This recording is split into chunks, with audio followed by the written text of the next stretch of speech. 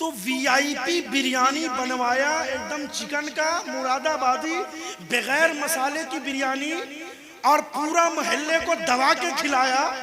और रबीउल अव्वल पे ये गुलाम जब महफिले मिलादे मुस्तफा का जुलूस निकालता है तो तुम्हारे पेट में दर्द, तो उस दर्द का बस एक दवा है, तुम कह दो कि लाख जलते रहे दुश्मनाने रज़ा कम न होंगे कभी मदखाने रज़ा।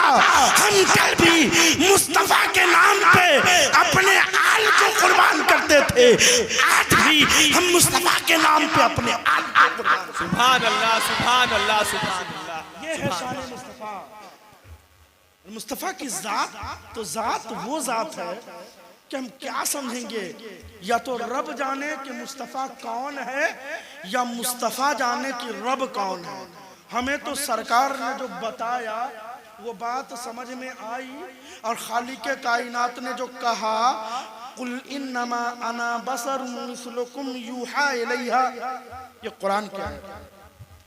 कुल इन्नमा अना बशरुम मिस्लुकुम यूहा इलैया, ऐ महबूब आप फरमा दीजिए, जो कहते थे ना महफिले मीलाद पे बिरयानी बंटवाने से, खुशी मनाने से क्या बेनिफिट, तो महबूब आप कह दीजिए ना कुल इन्नमा अना बशरुम मिस्लुकुम यूहा इलैया, ऐ महबूब हम तो बशर हैं लेकिन तुझ जैसा बशर नहीं है, हमारी बशरियत और तुम्हारी बशरियत में बहुत ज्यादा फर्क है। सुभान अल्लाह, सुभान अल्लाह। सरकार की बशरियत और हमारी बशरियत आसमान और जमीन का फर्क है।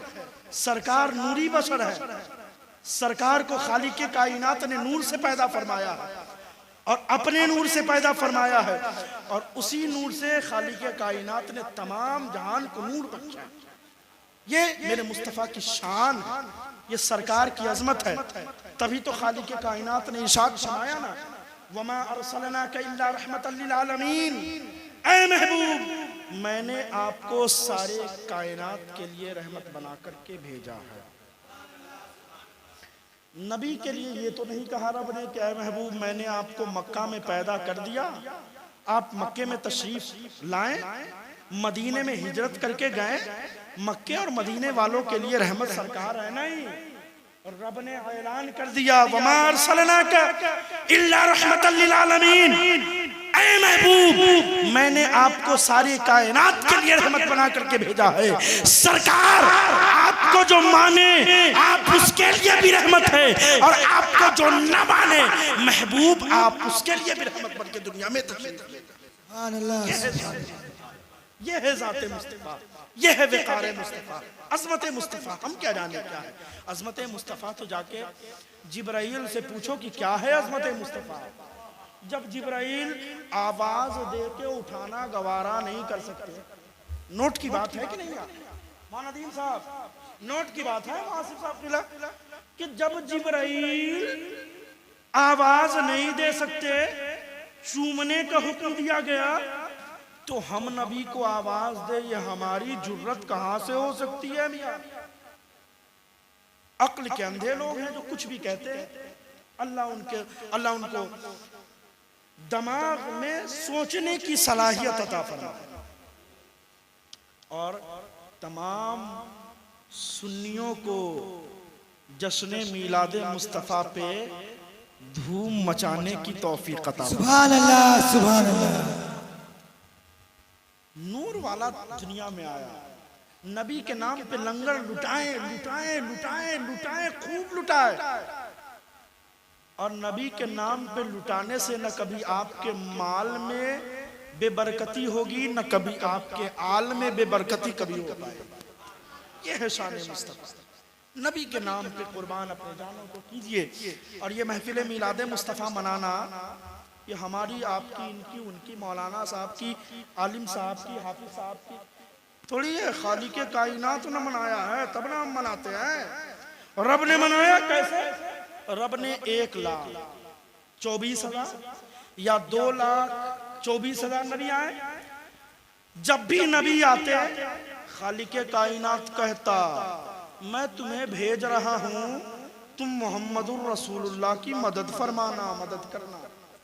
ये जुमला था, ये भी तो है मीलाद, और सबका कलमा अलग अलग है।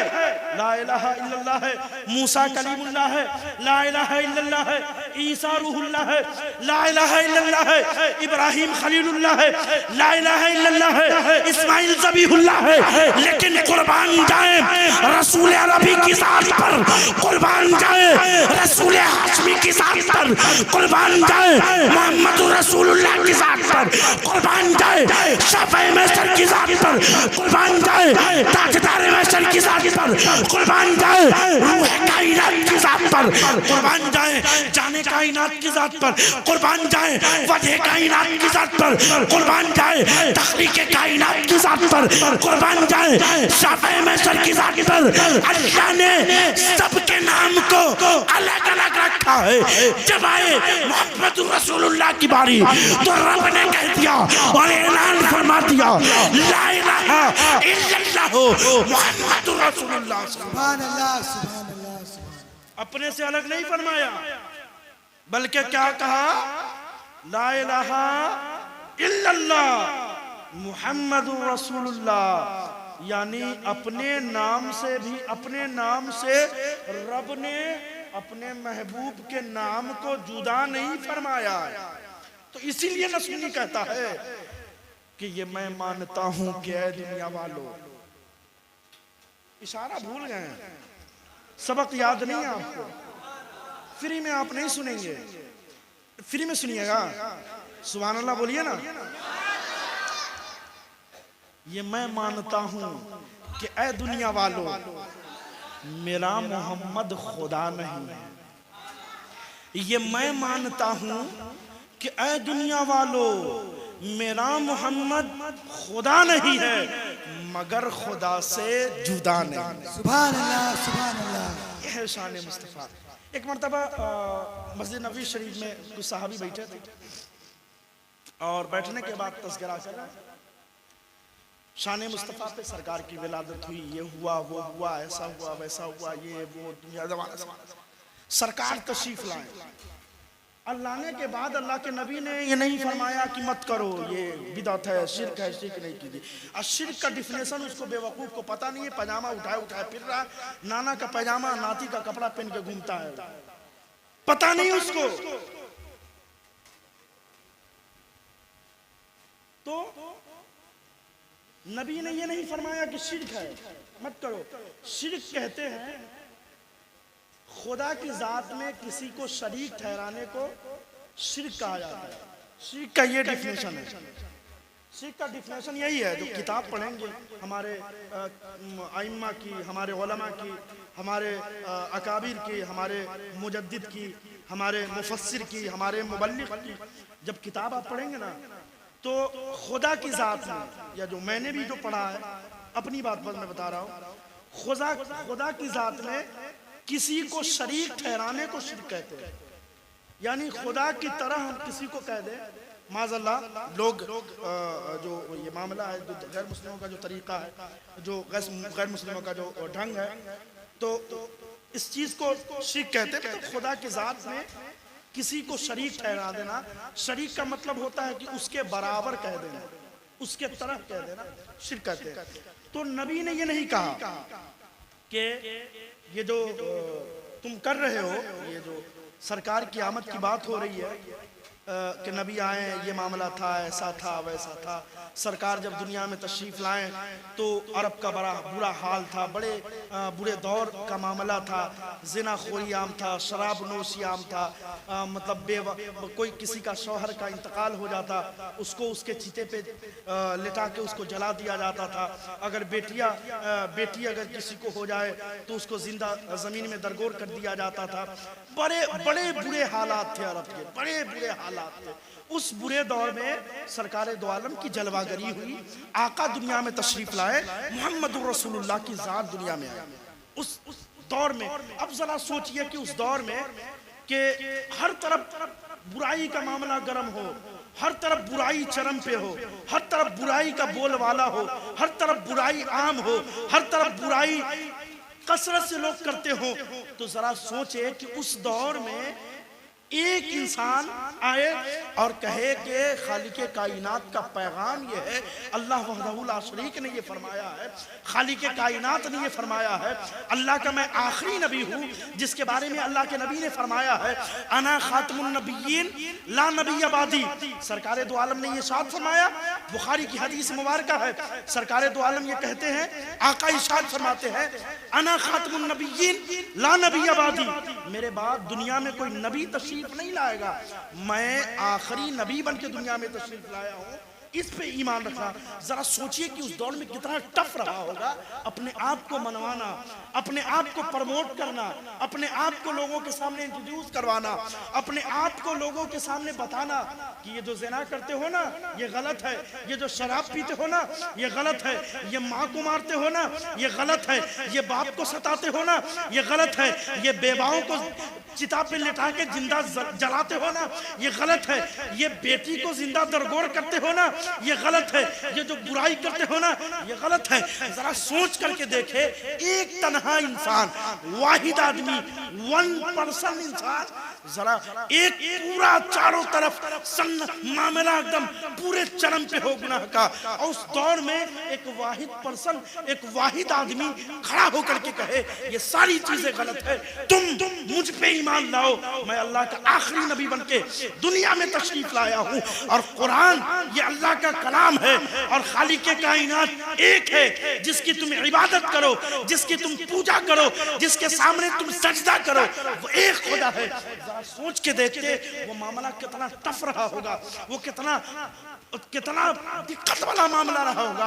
आपने ताइफ का वाकया नहीं सुना कि जब ताइफ के बाजार में सरकारे दो आलम गए ना, इस्लाम का पैगाम लेके, अमन का पैगाम लेके, शांति का पैगाम लेके, अच्छाई का पैगाम लेके, भलाई का पैगाम लेके, अमन का पैगाम लेके, अच्छाई का पैगाम लेके, बुराई को खात्मा करने के लिए, तो उस जमाने में ताइफ के बाजार में सरकारे दो आलम के ऊपर ईंट और पत्थर बसाए गए, और मुअर्रिखीन और सहाबियों ने लिखा है कि सरकारे दो आलम का जो जूता शरीफ था, आका ने जो जूता पहन रखा था वो पूरा जूता खून से भर गया था, और सरकारे दो आलम का पूरा जिस्म लहूलुहान था। जिब्राइल आए और आने के बाद कहते हैं आका आप इशारा फरमा दीजिए, हुक्म दे दीजिए, कह दीजिए सरकार हम दोनों पहाड़ों को मिला देते हैं, इनका मामला सब खत्म हो जाएगा।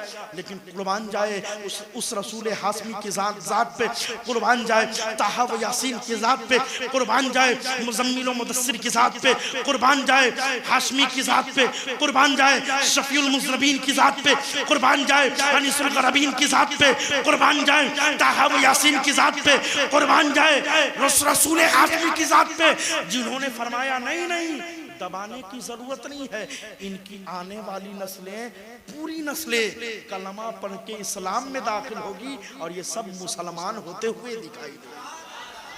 ये शान मुस्तफा। तो मैं कह रहा था कितना टफ रहा होगा जिस वक्त बेटी को जलाए, दबाए, जमीन के नीचे औरतों को चता पे लिटा के जिंदा जला दे, कितना टफ रहा होगा। उस जमाने में सरकार की जलवागरी हुई, आका दुनिया में तशरीफ लाए, और आका ने ये इरशाद फरमाया कि ये बेटी जो है ना, बेटी ये दबाने के लिए नहीं है बल्कि सीने से लगाने के लिए है। बेटी जब तक बाप के घर पे है बाप के लिए रहमत है, जब बीवी बनती है और बीवी बन के जब मां बन जाती है, खालिके कायनात उसके कदमों तले जन्नत रख देता है, जब चाहे जन्नत को चूम ले और जब चाहे जन्नत का दीदार करते हुए। यह है रसूल हाशमी की जात, यह है सरकारे दो आलम की जात मुक़द्दस। आका की जात हम क्या समझेंगे, सरकारे दो आलम की शान को क्या समझेंगे। जब आका गए ना, ले गई हलीमा सादिया, तो बड़ा मामला वहां का भी खराब था, बीमारी था, लोग मर रहे थे, लेकिन सरकारे दो आलम का कदम उस कबीले में पड़ा, लोग एकदम अच्छे तंदुरुस्त हो गए। हलीमा परेशान हो गई, परेशान होने के बाद एक कुआं खुदवा दी, गड्ढा खुदवाई, और गड्ढा खुदवाने के बाद सरकारे दो आलम का पांव उसमें रखा। आखिरी जुमला है मेरे तकरीर का, सरकारे दो आलम का पांव रखा, और रखने के बाद कहा कि जिसको भी पानी चाहिए इस कुएं से हासिल कर ले। इसी को देख के तो मेरे इमाम ने फरमाया है ना कि जिसके तलवों का धोवन है आबे हया। नहीं, आवाज नहीं मिल रही है। जिसके तलवों का धोवन है आबे हया। मेरे तकरीर का आखिरी जुमला है, जिसके तलवों का धोवन है आबे हया, अरे वो है जाने मसीहा हमारा नबी। सबसे आला वो औला हमारा नबी, सबसे बाला वो वाला हमारा नबी, दोनों आलम का दूल्हा हमारा नबी।